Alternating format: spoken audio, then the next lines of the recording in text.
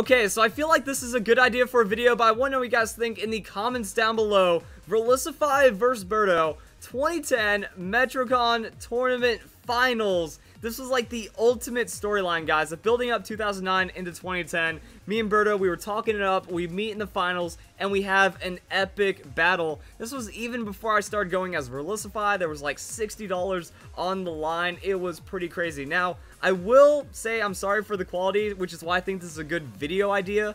The execution, hopefully you guys can get through it. Like, at least you can make out what blobs look like what Pokemon, and like it's no fault of Berto's. That's pretty much, the tournament went on longer than expected, so the camera started running out of memory, and this is like a 2010 camera trying to record directly off the screen of a TV. So it started good, but then like the quality started to dip as the memory started to run out is what I think ended up happening. But let's get right into the battle. So there's so much backstory to almost every little thing that happens in this battle, because, you know, we know each other's playstyles, and I've been building it up since like 2008, you know. Stockpile Snorlax is the best thing ever. I ran in the 2009 tournament. I pretty much just lead Snorlax when I can, set up the stockpile, and then win the battle.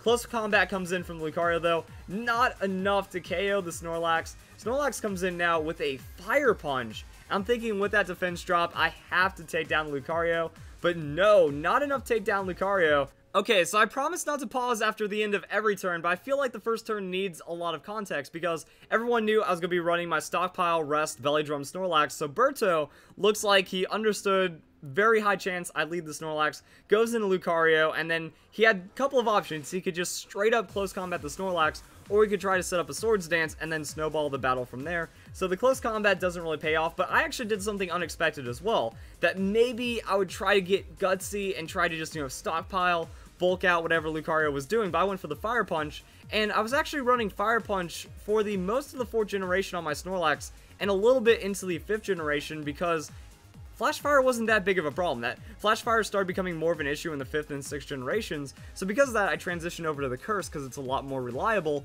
but until then, yeah, just running Fire Punch on the Snorlax, and it seemed to work out pretty well. So that was pretty much how that one unfolded, and it was already like, okay, it looks like we're going to trade right now. I can't do anything with the Snorlax right now, because if I switch it out, bring it back in, anything's going to finish it off from that low of health. So I got some damage onto Lucario, which is a pretty serious threat, and I just let my Snorlax go down. So unfortunately, Metrocon Finals don't get to MVP it super hard, but at least I still have some outs. I have some backup plans, and the best thing about this battle, the reason why I love this battle so much, is that it's a very even battle in the beginning. Like, you don't know where it's going to go. So my response is going to be the Frostlass. I'm like, alright, outspeed the Lucario, finish it off. Even if he goes for the Bullet Punch, I have a Focus Sash. Everything is really solid right now, so I feel I have enough speed, I have enough field control. And Frostlass, it was just a monster back in the 4th generation. It outsped everything. You know, you can find super effective KOs on like Garchomp. Dragonite didn't have multi-scale, so you just coverage out on the Frostlass. You have a Destiny Bond hiding, and then your opponent just gets destroyed. So I was very confident now that I had Frostlass out, and then I was also thinking about all my other Pokemon, that going back and watching this battle made me feel pretty happy, because I loved every single Pokemon on my team, and back in the 4th generation, you could get away with that. So his response is the Swellow, and this is one of the more interesting moments of the entire battle, because you can hear Berto, he's like, alright, I'm gonna make the prediction, I'm gonna get you on this one, if it's a Pokemon that I think it's gonna be. So since Swellow's faster than Frostlass, can't do anything, forced to switch out, and he knew that one of my main Pokemon was also the Rhyperior, so it's like, I got the prediction, it's over, Steel Wing misses. So yeah, that actually kind of happens. He's like, you're so lucky that missed, and then he gets a Toxic Orb, so that's actually some pretty crazy strategy back then in the 4th generation. We have the Toxic Orb Swellow just trying to run it down, but I love my Rhyperior. Rhyperior and Frostlass were much stronger in the 4th generation. There were less options that were better than it, and it just didn't have too many things to worry about. So yeah, Steel Wing comes in, does that much damage to Rhyperior, so Berto's ultimate play didn't really pay off. Then I just go for the straight Ice Fang, super effective KO, take down the Swellow. I think this is like Curse, Ice Fang, Rock Slide, Earthquake with a Citrus Berry or something on the Rhyperior back then, and it was just absolutely devastating. So his response to that is going to be the Venusaur, and Venusaur gives me a lot of problems as a Rhyperior, because that's 4 times super effective hit, don't really want to be dealing with that right now. So I do have to make the switch out, and that's kind of it. But overall, like Rhyperior, Frostlass, so much better back then, and it just felt great. So I'm thinking, alright, going to go for a grass move, bringing in the Salamence, and I'm just going to run down some damage afterwards, try to deal with the Venusaur. But he goes for the Sleep Powder, and then gets the switch Sleep Powder, so that's not good for the Salamence. That's why this battle feels so even. Like, I got some momentum, he made a switch, I got a KO, he has one of my Pokemon low, even though Frostlass is still kind of a 1-for-1, but now he has the Venusaur with an Asleep Salamence, and then Sludge Bomb is 2-hit KOing me, so it looks like the switch in Salamence, I just have to give it up at this point, so that's pretty unfortunate right there. And the crazy thing is, back in the 4th generation, Sleep was just so unforgiving. I don't get that Wake Up, you know, you had more minimum turns being asleep, and then Sludge Bomb just goes and takes me down. Also, you could be asleep for much longer, so Sleep has gotten pretty substantially nerfed since the 4th generation. So, alright, Salamence is down. I'm trying to figure out which Pokemon's going to be best for dealing with this. And then I bring in another Pokemon that I absolutely love, Typhlosion. So I ran Typhlosion through this tournament. And I had some pretty fun Typhlosion moments as well. Because there was a guy that had like a full ice team, so I just kind of eruptioned my way through it, and that kind of happened. So, against Typhlosion, has to go and switch out into the Blastoise. And I think this actually might be one of the more crucial plays of the entire game. So I throw down the Eruption, and Blastoise actually is in 2-hit KO range for my Typhlosion. No one expected that amount of damage. So that's actually why I recommend you go and watch the battle on Berto's channel. You know, it is right here. I'll have a link in the description. But you can check it out, because like the reactions, everyone in the crowd was just like, oh, no way, yeah, like this was like super hype. And since it was the finals, we had people from like all the other tournaments, you know, like the Street Fighter people were kind of peeking over. We had people from the Smash tournament that were watching. So there was a massive crowd that was gathered around Battle Revolution watching this. So unfortunately after that, you know, Berto goes for Protect Leftovers, tries to get a little bit of extra sustain, just too much damage, and the Blastoise just goes down for free right there on the Typhlosion switch, because too much damage. Just not really, no one expected that, and it just kind of happened. So now Charizard comes in.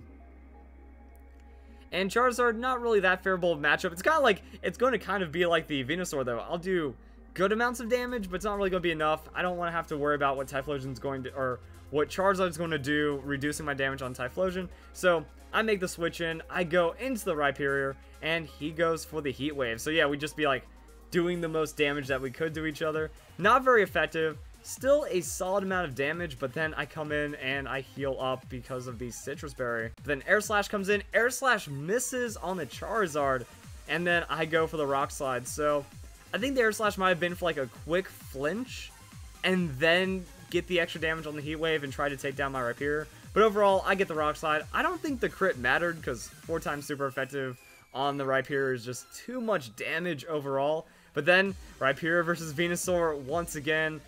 Rhyperior's still holding it down, though. Like, I know he's got his Ambipom left, and I can just win off the Rhyperior with that. So I decided to try to mix it up right now, and I switch into my Metagross. And Metagross, yet another Pokemon that I absolutely loved in the 4th generation. I didn't even run any stab moves, because who needs stab when you have Agility, Ice Punch, Earthquake, and Explosion? I was doing enough damage, you know, outspeeding those Garchomps, finding the Earthquakes where it mattered, but Sleep Powder misses on this switch in. So Metagross comes in for free this time, which is very useful. And Venusaur goes for the Sleep Powder, and it misses again. So I get my Agility on the Metagross, and it's nicknamed Da Bomb, because that's kind of what it did. I didn't care about broadcasting my strategy as much back then. I was like, alright, I'm going to Agility. It's called Da Bomb. You have to be ready for an explosion. Get scared. Oh, never mind. You're just going to get Ice Punch to the face or something. So Venusaur sees that, goes for the Protect. Metagross has the Ice Punch, so the damage is there. He tried to protect my Explosion. I was like, you know what? He doesn't have too much damage on me anyways, so I'm just going to throw Ice Punches until I win against the Venusaur. So that's going to be Ice Punch onto the Venusaur. And the crazy thing is, it crits and KOs Venusaur right there. Now, this was back in scary times where critical hits did double damage instead of 1.5 times. So unfortunate for Berto right there, which kind of makes me laugh, because I was giving Berto a lot of crap in my Pokemon Sun and Moon battle with him that I showed yesterday. I was like, oh, Berto's getting so lucky, you know. Toxapex didn't get any burns, his Dragonite didn't hit itself after 5 turns of confusion. what kind of hacks is this? Then, like, watching the Metrocon finals, like, right, he missed 2 sleep powders. That's kind of bad. So then it's Ambipom's his last Pokemon, and he really doesn't have enough with the Ambipom to take down my Metagross, so goes for the Fake Out, hits the damage. Last Resort wasn't as crazy of a thing, and then we see that I go for the Earthquake, so have that outspeed now because of the agility, do a solid amount of damage to the Ambipom. Not enough to KO it because it's more tank invested on my Metagross. Goes for the U-turn because that's like his only neutral damage. I guess he had like a double hit, something else. U-turn, hits okay, but not really enough to threaten like a tank Metagross. Life Orb damage hits the Ambipom. I get the Earthquake, and then I seal the battle. And that's pretty much the Metrocon Tournament Finals right there. Like, it was a crazy battle. I think the biggest part of it, and then like also because we ran out of memory and it just cuts the end right there. And there's me! Kind of, all in dark room blurriness. I had my silver cosplay as well, so I dyed my hair red, and I did like I made my own like little jacket for the costume and stuff. It was pretty cool. But overall, I really enjoyed the battle. Yeah, I feel like the Blastoise was just an unfortunate event that kind of made the battle a bit more interesting, but I was still confident. You know, I had Frostlass and Metagross, and everyone was still looking pretty healthy, but overall, Venusaur and Blastoise were really threatening me. Frostlass could come in with an Ice Beam, though. I also had good damage against Charizard and all the starters, so it was still anyone's battle, but that Eruption really swung it right there, and then I ended up taking the finals, and I was like, alright, I feel like I'm a really good Pokemon battler. That's pretty cool stuff. Now, if you want to see more battles from the Metrocon tournament, please leave a comment down below, and don't forget to like this video. Tell me what you guys think. Now, the quality will be better on some of the earlier videos, and there are some pretty entertaining moments. Like, yeah, I think this battle was the one. No, wait, it was this battle then. Yeah, it was Abomasnow versus Typhlosion. You know, that was like the lead right there, and the guy had a full ice team. So I kind of lucked out in the bracket, and the battle was only 2 minutes long. So we had some interesting battles and matchups overall. And if you guys want to see the rest of those and see me break those down from way back in the past, then let me know if you're down with that. But again, sorry for the quality. It's just so crazy though that, you know, the rivalry with Berto goes back like 8 years, and then this battle is almost 7 years old, and it's actually like a battle I can find on YouTube and watch the old style of play. And Pokemon Battle Revolution is like one of my favorite games, not because of the story, but just because I could sync my DS, I could battle people online, and if you wanted a game that looked really good back then, and then battle in a 3D Pokemon environment, that was like the way to do it, and it was just such a clean game. So there we go, guys. Hope you all enjoy the video. Hope you all have a nice day. Thank you very much for watching.